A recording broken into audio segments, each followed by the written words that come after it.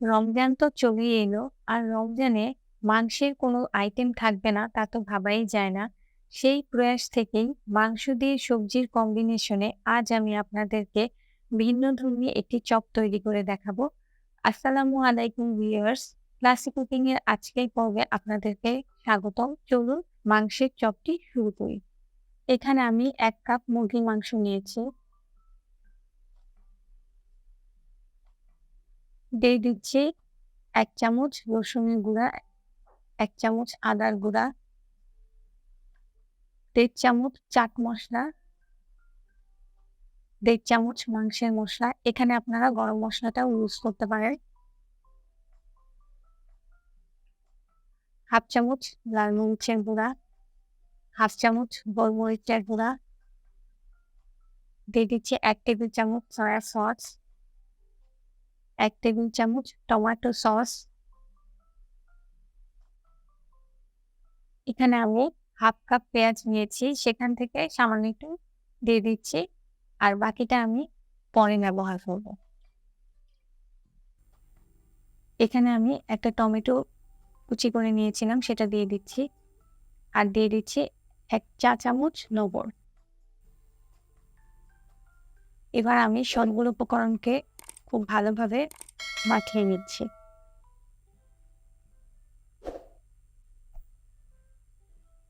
এখানে আমি ৪ টা আলু সিদ্ধ করে নিয়েছি। একটা গাজর কুচি করে সেদ্ধ করে নিয়েছি। আর এখানে 1/4 কাপ মটরশুঁটি, সেটাও আমি সিদ্ধ করে নিয়েছি। আর নিয়েছি একটা ক্যাপসিকাম কুচি। এবার আমি ক্যাপসিকাম বাদে বাকি ৩ টা সবজিকে ম্যাশ করে নিব। চুলায় একটি প্যানে আমি 1/4 কাপ তেল দিয়ে দিচ্ছি। তেলটা গরম হয়ে আসলে আমি মেরিনেট করে রাখা মাংসটাকে তেলের মধ্যে ছেড়ে দিলাম। এবার আমি মাংসটাকে খুব ভালোভাবে নেড়ে চেড়ে দিব। মাংসটা ভালোভাবে নাড়া হয়ে গেলে এটাকে আমি ১০ মিনিটের জন্য ঢাকা দিয়ে দিব। ১০ মিনিট পরে ফিরে আসছি। দেখুন আমার মাংসটার তেলটা ভেসে উঠেছে। এ পর্যায়ে আমি ক্যাপসিকাম কুচিটা দিয়ে দিচ্ছি। ক্যাপসিকামের সাথে মাংসটাকে খুব ভালোভাবে মিশিয়ে নিব। আমার মাংসটা প্রায় হয়ে এসেছে। এখন আমি ম্যাশ করে রাখা সবজিটাকে দিয়ে দিচ্ছি। তারপর মাংসের সাথে সবজিটাকে খুব ভালোভাবে মিশিয়ে নিচ্ছি।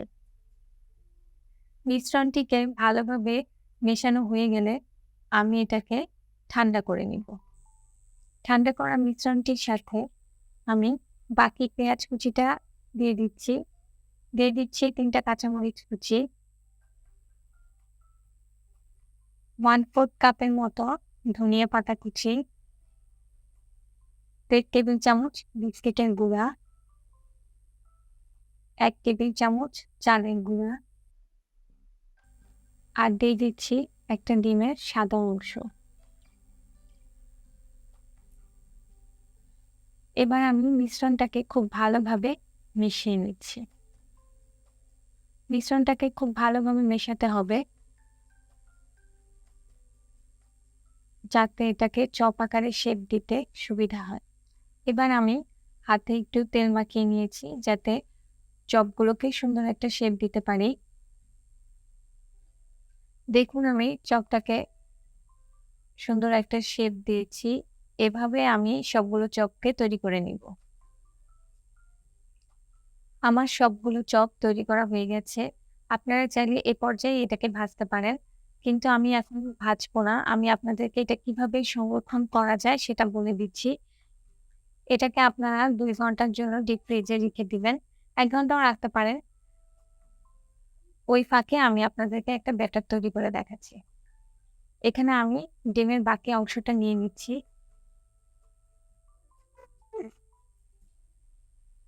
আর দিয়ে দিচ্ছি ১ টেবিল চামচ চালের গুঁড়া, ১/২ চামচ লবণ। এবার সামান্য একটু পানি দিয়ে আমি ব্যাটারটাকে তৈরি করে নিচ্ছি। দেখুন আমার ব্যাটারটা তৈরি হয়ে গেছে। ২ ঘন্টা পরে আমি ওই চপগুলোকে বের করেছি। দেখুন এটা খুব সুন্দরভাবে সেট হয়ে গেছে, ফুলে আসছে। এ পর্যায়ে আপনারা এটাকে একটা এয়ারটাইট বক্সে সংরক্ষণ করতে পারেন বা যেকোনো একটা জিপার পলিতেও আপনারা এটাকে রেখে দিতে পারেন। এখন আমি আপনাকে এই সংরক্ষণ করা চপগুলো ভেজে দেখাচ্ছি। চুলায় একটা ফ্রাই প্যানে আমি পর্যাপ্ত পরিমাণে তেল দিয়ে নিচ্ছি। যে ব্যাটারটা আমি তৈরি করে রেখেছিলাম সেই ব্যাটারটায় চপটাকে গুলিয়ে আমি একটা, একটা করে চপ ছেড়ে দিচ্ছি।